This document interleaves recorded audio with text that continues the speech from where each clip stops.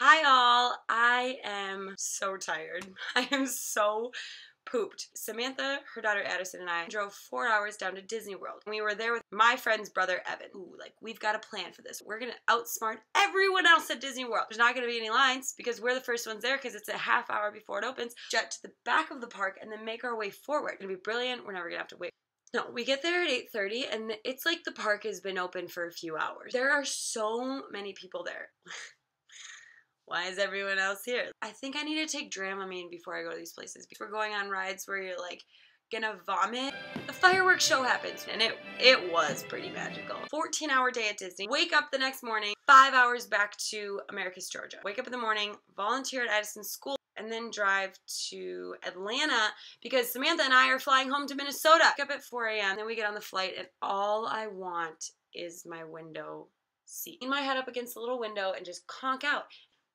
I walk onto the plane like, all right, number 5, window seat over here, look down. There's a whole family in my row. And Dad just looks at me and goes, yeah, they're together.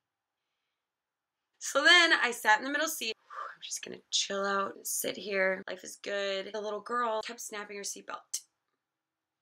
Leaned forward, made eye contact with her, and just went. I'm normally a very calm, very go with the flow kind of person. Couldn't handle it. Little earbuds in, classical music on, eye mask on so that I'm just in my own world. Can't hear you, can't see you. Can't get comfortable in this middle seat, but it's going to be fine.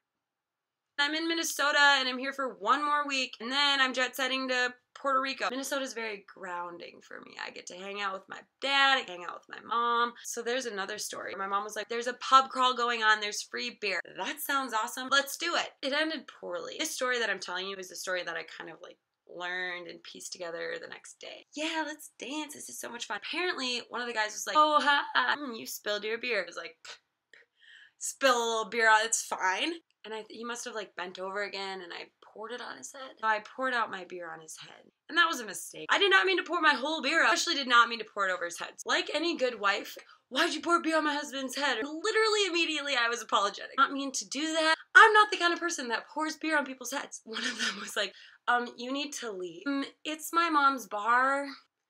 But then, oh, racing, here comes my mom to the rescue. She runs up, this is my daughter, but you do need to go. Mom, okay. So that was how the night ended. My mom kicked me out. And I really hope that they accept my apology. Sloppy tales from home. Alright, well, that's why I'm tired. If you want to know when these videos go up, you can subscribe to my YouTube channel and then it emails. So then you'll just know when it's happening and you don't have to just wonder, you'll just know.